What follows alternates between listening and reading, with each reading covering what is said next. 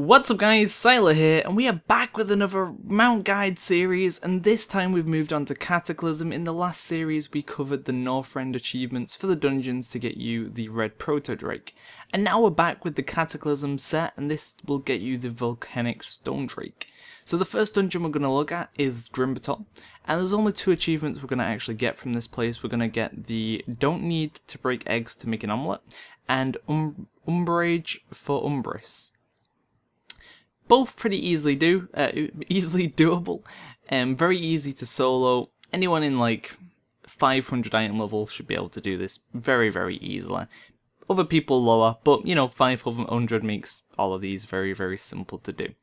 So I'll say that, but anyone at level 90 should be able to solo these dungeons, to be honest. Obviously healers and things like that are going to have a bit more of an issue, and certain classes and specs will, but for the most part you should be okay. So we're going to skip through the trash as there's not anything crazy we need to know here. You can use those drakes to make the run essentially a bit quicker by, you know, as you fly around on the drake, you'll be able to attack the mobs from above and it'll deal some damage to them. But I don't really think it'll save time, so we're going to ignore that and we're just going to pull the packs as we go. Now, one thing to keep in mind, don't underestimate these packs at all. A bit later on in the video you'll see I actually die. And that's because I got a little bit too cocky with my little self. I thought, 540 item level, this is a Cataclysm Heroic. Easy, bruv, easy. But it was not. And also one key note, make sure you are on Heroic difficulty.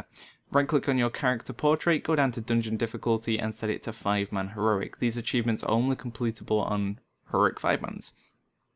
If you don't know where Batol is, it's located in Twilight Highlands, where you level from 84 to 85. And it's located in the west-ish area, so head there and you'll be able to enter the dungeon from there. So we're going to clear up the trash packs and we are at the first boss, and this is the one that will give us the first achievement. That'll give us Umbrage for Umbris, and the achievement states defeat General Umbris while he is affected with Mudgood's Malice in Batol on Heroic difficulty. And basically how you do that, the actual debuff causes him to deal more damage, which can be a little bit tricky.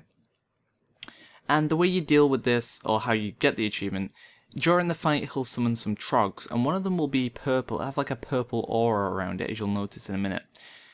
And basically what you need to do is kill the trog, the debuff will pass to the boss, and then you have a limited time before the debuff wears off to kill the boss. So what I'd recommend doing is just trying to single target down the boss, get him to about 20%, somewhere where you're comfortable, and then kill the ads, and then kill the boss.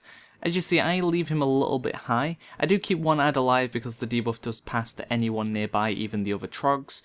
So I keep one trog alive so we can, pass the debuff on. But as you notice, he starts to deal a lot of damage. So I've killed the final trog, and we've popped Armor Burst, and I'm going to kill him down. But I do it kind of a messy way. I've caused him basically to do a lot of damage to me.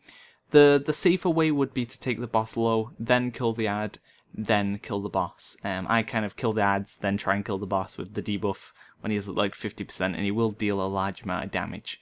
So if you can do that a bit less messy, you should have no issues at all with it. So that is the first achievement down. There's one more to go, but that is right at the end of the dungeon. So we are going to have to clear through the dungeon to get to the last achievement. And as I said, don't underestimate some of these packs, as they do hurt, as you see. That's why I'd recommend about a 500 item level, because anything lower, I feel you won't really have the health and damage to safely do these packs. You'll have to focus more on like CCing and using defensives and stuff a lot more often, while 500 makes it a lot more comfortable. So this is the second boss, but this guy doesn't give any achievements. Doesn't really do anything too crazy that you need to worry about. If he pulls out a mace, he'll move slower and he'll hit you pretty hard, so I would recommend kiting him around if he does the mace. But apart from that, nothing too difficult. As you see here, I get a little bit cocky with myself. I'm like, I'm just going to pull everything, we're just going to kill it all. And, well, that was a mistake. As you see, I'm now dead. So, come back in, and I'm going to start pulling a little bit more safer from now on, because trying to pull 2-3 packs at once apparently deals a lot of damage. So just nice, safe, slow pulls, there's no reason to go too crazy. And we're just going to kill through to the third boss. Now the third boss doesn't have any achievements linked to it, so we don't need to worry about doing anything special on that guy. All you need to do, just kill him as normal, and you'll be able to progress. and he'll be coming up in just a moment, and then we'll be able to head to the last boss. This is a relatively short dungeon, it shouldn't take you too long to do, and we'll be 2 achievements down for the overall Volcanic Stone Drake. The Volcanic Stone Drakes are quite cool now, and you can do nearly all of these achievements solo, but the ones that aren't soloable, I will mention, you know, you're going to need a friend or 2 friends or whatever for this achievement, and I'll explain how to do it, although I might not actually have a friend there, so I'll just kind of go through how you would do it if you had a friend. So we've killed the 3rd boss. As I said, nothing too special. You DPS him down, he'll jump off, he'll get his Drake, kill the Drake, and then you kill him. And that'll be him out of the way. And then we're just going to head down here to the last boss. And this boss will give us the achievement, Don't Need to Break Eggs to Make an Omelette. Defeat Erdaz without letting a faceless corruptor begin to cast Twilight Corruption on any of the Alistraz's eggs in Grim Batol. So basically what you need to do for this. So when you DPS the boss low, he'll summon these 2 ads, which will spawn at the back of the room where we entered, and they'll run towards the eggs. They can be slowed, and they have very little HP, so level 90 should be able to kill them very, very quickly. So I'll show you what I mean. He's going to be DPS down low.